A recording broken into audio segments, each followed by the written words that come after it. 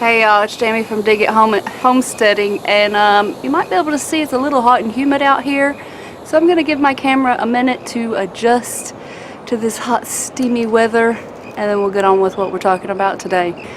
Alright, so it took a little while for the camera to adjust, but it looks like it has, at least from what I can tell, and I ran around and took some video of the flowers that I have going on out here. And so for you people who watch the long videos, I also put out shorts. I try to at least put out one a week, so if you haven't taken a look at them, take a look. This video might come out before the flower one, I don't know, I might put them all out together, but have a look at those as well. And if you like any of my content, please share them with your friends and family who might enjoy them as well, as that helps our channel grow. And if you like or comment, that also helps the algorithm know that you're enjoying what you're watching. But anyway, I don't know how much you can see about what's going on behind me, but I really think that this is going to be a horrible garden year. I'm trying to come to terms with that, so y'all send me positive thoughts, because for one, I was behind on things, but the last 3 weeks we have had torrential downpours, storms, tornadoes all over the area, flooding, and just not good garden weather. So that has, for one, kept me from being out here because I'm clumsy, and my ground gets super mushy and I will bust my rear end. But you know, it just isn't something you want to be out in to garden. I'm sure you understand that. And we did not get near as much problems from the rains as so many others did, and our prayers go out to all those people who have flooded homes and flooded cars and maybe even loss of life and tornadoes and all the horrible things. So my heart goes out to each and every one of you who went through that. But it does affect us, but thankfully not so much. All of us are alive and well and able to do what we need to do still. But between that, and we've also been doing a project that we needed to get done before we had a guest arrive. My bonus son is in from England, and we were trying to finish that project before he got here, but it ran over a couple of days, which is fine. But I'll have that video come out for you guys so you can see what we've been up to. So he's in from England. We were working on a project. We had all hell breaking loose with weather, so the garden has kind of been put off. I'll probably show you in a minute, but my seedlings are horrible. I got a few planted out in between storms, but aside from that, I think most of my starts are dead. They either got drowned out or not enough sun, because some trees have grown up and they're blocking where I'm used to keeping my seedlings. Did y'all see that? A bug just flew in my mouth, y'all. We have so many bugs right now. It's horrible. The little gnats, mosquitoes. Our place is flying planes and doing mosquito trucks like every couple of days. It's just been ridiculous. So that's another thing that keeps me out of the garden, because I'm a mosquito attractant. But anyway, a lot of my starts are dead. Will I restart them? Probably not. Will I find something else to just direct sow? Probably. But I haven't gotten to this raised bed yet. But anyway, so I never did get to this raised bed, and it has to be done. I've got pink celery going to seed over here. I've got the celery that's grown back going to seed over here. I've got horse weeds. I've got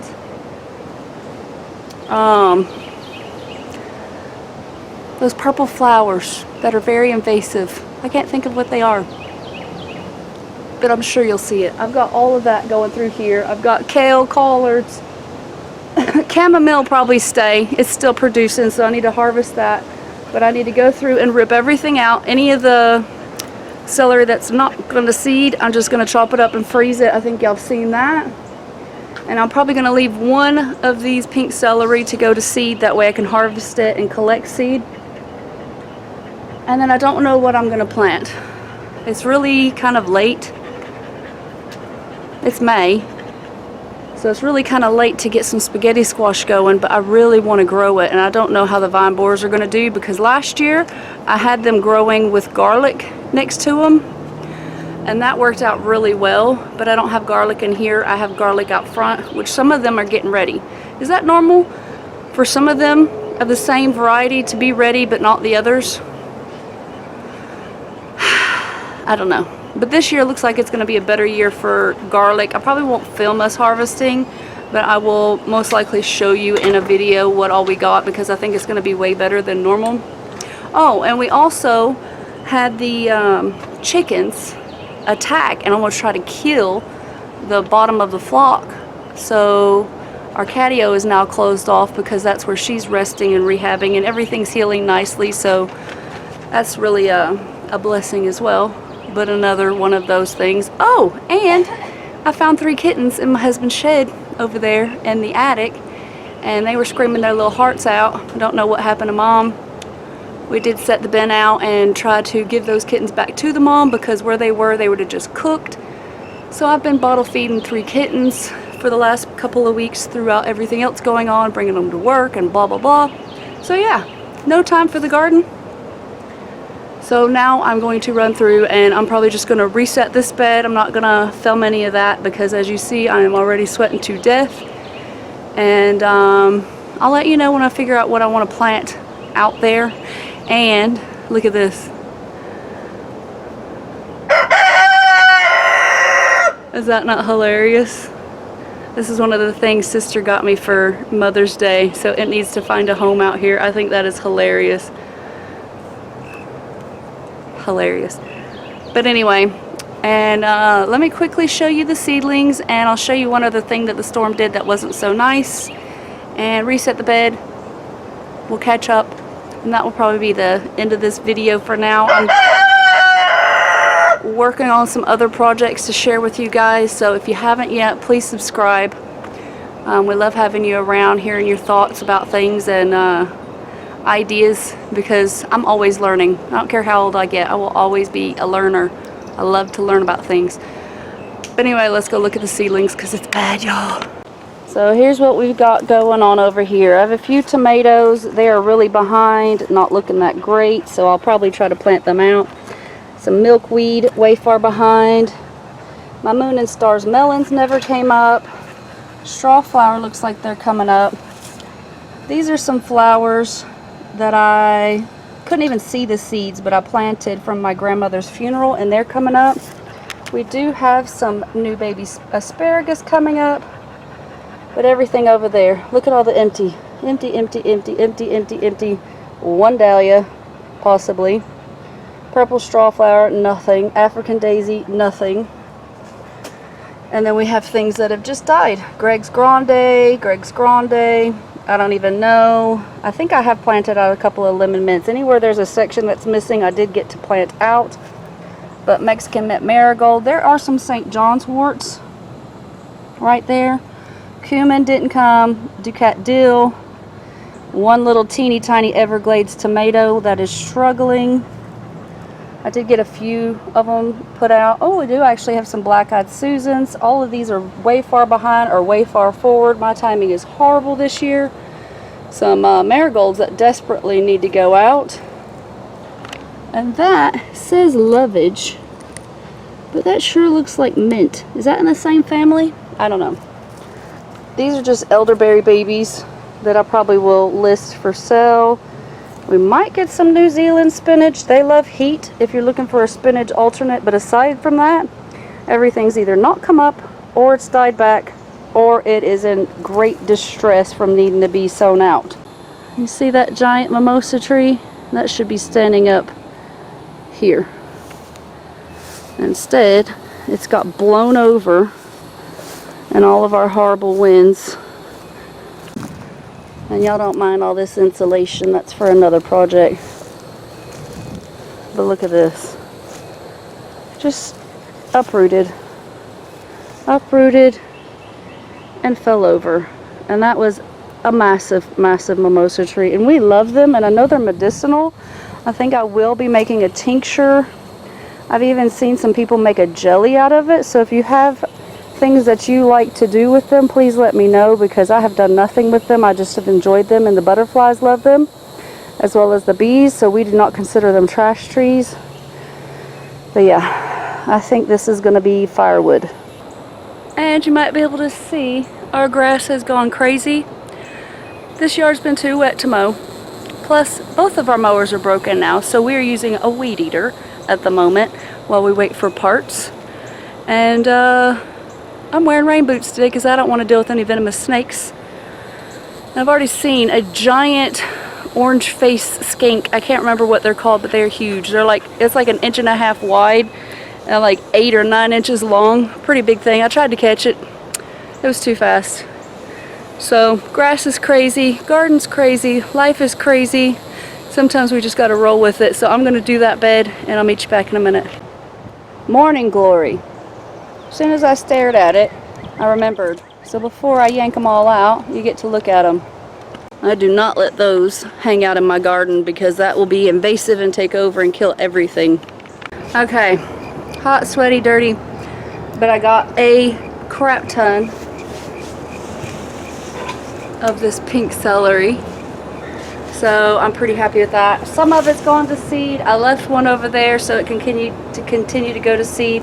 It's just barely started going to seed. This pink one, I think I'm gonna worry about saving the seeds more on that one than the Chinese limelights, because this one, it grew slower, but it went to seed slower. And we get really hot really quick in the spring, so that's perfect if you're like me and you have hot humidity that just kind of comes to town and just stays, makes you sticky icky.